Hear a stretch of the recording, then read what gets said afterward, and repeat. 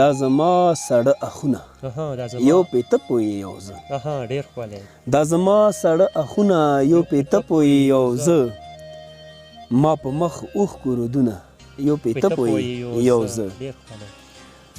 زما ستانه بغیر څوک دي د هر چا په جامو داغ یم زما ستانه بغیر څوک دي د هر چا په جامو داغ یم بل به څوک راکړي لاسونه یو پیته پوی یو زه زه دا ستا په سر بدنام یم ته زما په نوم یادېږي زه دا ستا په سر بدنام یم ته زما په نوم یادېږي دا د خلکو تهمتونه یو پیته پوی یو زه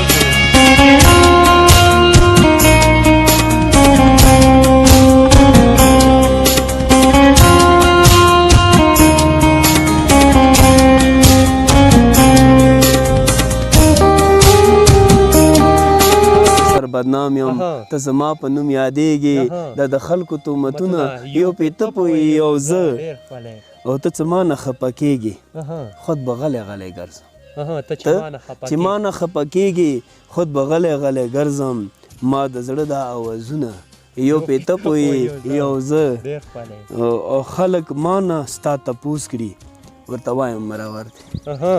خلک مانه ستا تپوس کړي ورته وایم مرور دی څنګه وایم دا حالونه یو پیته پوی یو زه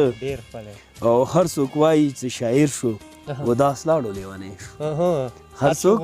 چې شاعر شو وداس لاړو لیونی شو خو زما ځینې شعرونه یو پیته پوی یو زه او زما ځینې شعرونه یو پیته پوی راځئ له جنګه توبه وکړو ځوانان نه مړ کوو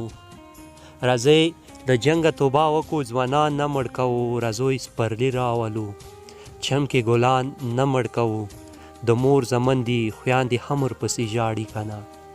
د مور زمن دي خویاندې هم ورپسې ژاړي که نه راځئ په دې وړو لنجو بلبلان نه مړ کوو یو ورځ به ټول مرو پیدا شوي یو ټول مرګ دپاره یوه ورځ به ټول مرو پیدا شوي یو د مرګ دپاره راځئ په خپله د دې خاورې خورا نه مړ کوو په مینه ژوند تیر کړی دا څه شول چې یو بل وژني په مینه ژوند تیر کړی دا څه شول چې یو بل وژني راځئ د مینې لیوني خاوندان نه مړ کوو اداس دا سوال کوم د وخت د خاوندانو په لور اداس دا سوال کوم د وخت د خاوندانو په لور راځئ زموږ د خاورې نور غریبان نه مړ کوو راځئ زموږ د خاورې نور غریبان نه مړ کوو السلام علیکم ډیرو درنو خوږو کتونکو زه ما ستاسو ورور ستاسو ملګری ذیشان کمال خوږو کتونکو په دې پروګرام کې ته ستړي مه شئ هرکلی وایم امید لرم چې روغ جوړ او خوشحال به وئ خوږو کتونکو تاسو ته معلومه دی اکثر زموږ فیسبوک په دې پاڼې و تاسې شاعران ادیبان هغه شاعران هغه ورک للونه مو درته پیدا کړي دي چې تاسو سره اوسه پورې پېژندګلوی نه دي شوي خو خوږو کتونکو مو سره په نن پروګرام کې یو بل ځوان شاعر تکړه شاعر څه د پښتو ادب کې ډېر کار کړی دی ډېرې هلې ځلې کړي دي د خپلې دنیوي چارو سره سمې د پښتو ادب ته ډېر وختونه وکږلي دي تکړه شاعر ځوان شاعر ښاغلی وداس پیر سره دی نو خوږو کتونکو راځئ وداس پیر نه د ژوند په حقه د شاعرۍ په حقه څه معلومات ترلاسه کړو خوږو کتونکو موږ سره اوسئ تر اخره پورې وداس صاحب په دې خپرونه کې ته ستړي مه شئ هرکلی وایم ډېره مننه ذیشان صاحب ډېره مننه تاسو خپل د قیمتي وخت موږ ته راکړلو او موږ مو د دنیا ته ښکاره کړلو د دې ډېره شکریا ده کوو ډېره مننه کوم مننه مه کوم وداس صاحب په اول شروع کوي د پروګرام شروعات کې یو غزل را سره وړاندې کړم ارشاد خدای څه پیدا کړم څه نامه او څه جامه مې نه وه خدای څه پیدا کړم څه نامه او څه جامه مې نه وه کله لباس نه کله او کله دمه نه وه ډېر ښکلی بیا به هغه راته ابس سر په زنګون کېښودو بیا به هغه راته ابس سر په زنګون کېښودو خو دومره پوه وم چې په خپلو کې پاخه مو نه وه ډېر ښکلی ځکه به هر چا په ما بې خطر گزار کول ځکه به هر چا په ما بې خطر گزار کولو چې زما کاڼي په ځان وړل نن هغه م نه وه وا ډېر ښکلی دا شعر بیا او ځکه به هر چا په ما بې خطر ګزار کولو چې زما کاڼي په ځان وړل نن هغه م نه وه زمونږ د کلي ناپوهانې چې یو ځای ته کړل ټول زمونږ د کلي ناپوهانې چې یو ځای ته کړل ټول چا ویل استاد م نه و چا ویل مدرسه م نه وه وا ډېر ښکلی دا شعر بیا وایه ډېر ښکلی شعر او زمونږ د کلي ناپوهانې چې یو ځای ته کړل ټول چا ویل استاد م نه و چا ویل مدرسه م نه وه ما ورته ویل زړه مې خوږېږي هغه هم بیا راغلو ما ورته ویل زړه مې خوږېږي هغه هم بیا راغلو ما نور څه نه وویل بس نوره حوصله م نه وه ډېر ښکلی شعر او داس چې ستا دیدن ته هر وخت ارمني ام ګرانه وداس چې ستا دیدن ته هر وخت ارمني ام ګرانه قسم دی بېله تانه نوره څه اسره م نه وه قسم دی بېله تانه نوره څه اسره مې نه وه او دا صاحب ډېر ښکلی ډېر زړه پورې کلام او دا صاحب پوښتنې به کوو غزل به واورو پروګرام په مخکې بیا یو ژوند مې څنګه دی نن سبا وخت کې مې ژوند څنګه تېرېږي ژوند شکر دی د الله پاک ډېر شکر دی ښه خوندور ښه ښکلی ژوند دی ښه خوند سره تېرېږي دغو خلکو سره دغو موسمو سره څنګه چې زمونږ کور مخ ښکلي دی همداسې زمونږ ژوند ښکلی دی ډېره مننه الله دې وکړي چې د ژوند بقي شېبې میا ښکلې تېرې شوي ښه وختونه به درته غواړو و دا صاحب پروګرام به مخکې بیا یو خو زموږ دې اورېدونکو څخه ته خپله پېژنګلو وکړې نو نوره به ښه شي لنډه پېژنګلو وکړه زیشان صاحب زما خپله نامه سید انتظار حسین دی د بچپن ټول د وړکوالي وختونه مې د زیړان ملا باغ کې تېر شوي دي او اوس سلطان سره تعلق لرم اوس هم په سلطان کې خو بچپن مې په ملا باغ کې تېر شوی دی خپل نوکري کوم نصیب وکړو یو بل کلام را سره وړاندې کړم کلام دی زیشان صاحب زما ارزو زما ارمان د 14مې سپوږمۍ زما ارزو زما ارمان د 14مې سپوږمۍ یو سپلورې د جانان د 14مې سپوږمۍ ما ته زما د لیوني خالونه نه وایي څوک ما ته زما د لیوني خالونه نه وایي څوک تی راته وکړه لږ بیان د 14مې سپوږمۍ هغه تار تارې چې زما په بلتانه کړی و هغه تار تارې چې زما په بلتانه کړی و اوس یې حال څه دی د ګریوان د 14مې سپوږمۍ شان صاحب زما د حاله ناخبره لالی ویښ دی که نه حاله ناخبره لالی ویښ دی که نه که یې خوب ورک دی ما په شان د 14مې سپوږمۍ او زما د حاله ناخبره لالی ویښ دی که نه که خوب یې ورک دی ما په شان د 14مې سپوږمۍ لږ لیوني ته زما ووایه چې ستا لیونی لږ لیوني ته زما ووایه چې ستا لیونی ژوند یې نور ګران دی په هجران د 14مې سپوږمۍ او زه د وداس پوښتنه چا نه وکړم څنګه وکړم پوښتنه چا نه وکړم څنګه وکړم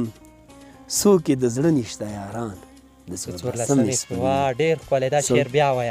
زه د وداس پوښتنه چا نه وکړم څنګه وکړم څوک یې د زړه نشته یاران د 14مې سپوږمۍ ودا صاحب وکي ډېر ښکلي کلامونه ډېره مننه امید دی چې زموږ ټولو اورېدونکو به ونه خوندونه اخیستي وي ودا صاحب څومره وخت کېږي چې شاعرۍ په دې لارې تاسو راغلي یو په دې لارې مې قدم راخستی دی زیشان صاحب شاعري خو لکه مونږ ډېره وخته نه کوو ډېره مخته نه زه شاعري کوم د سکول دور نه بس د ملګرو یارانو دوستانو سره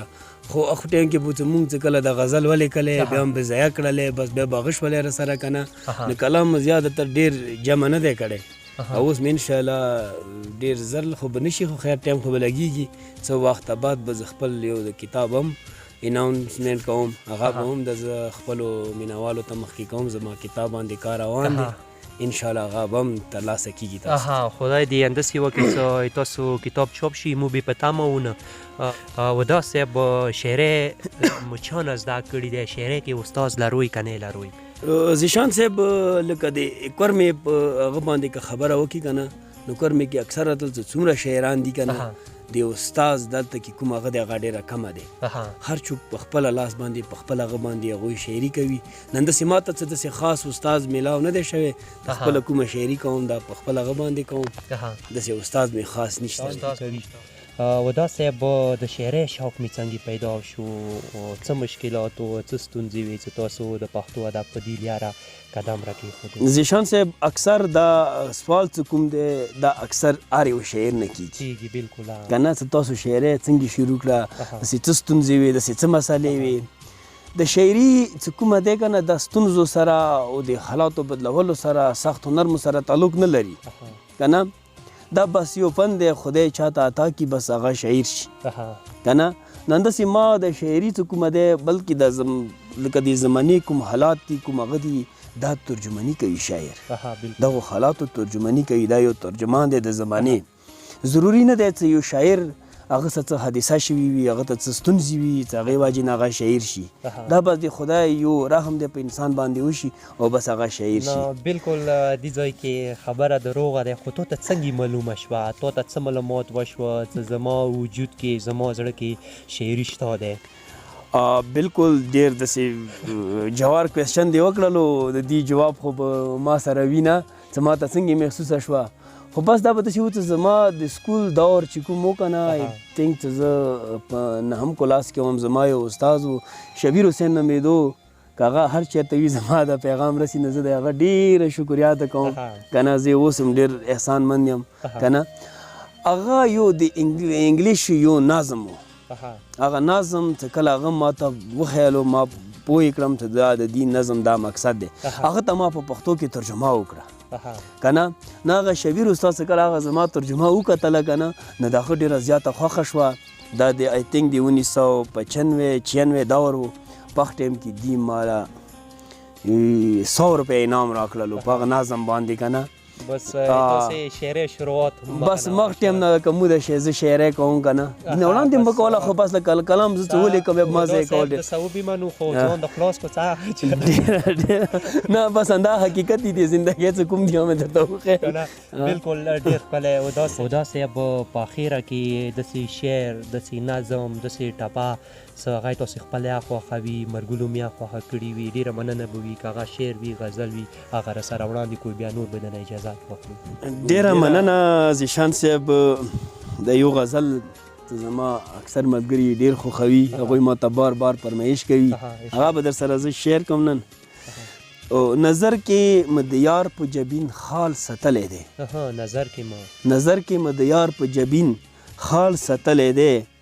جنان پکې د ټول حسن کمال ستلی دی او هغه زما په اوښکو خوشحالیږي دا دی ژاړم هغه په اوښکو خوشحالیږي دا دی ژاړم رقیبه ما په هر حال د یار خیال ساتل رقیبه ما په هر حال د یار خیال ساتلی دی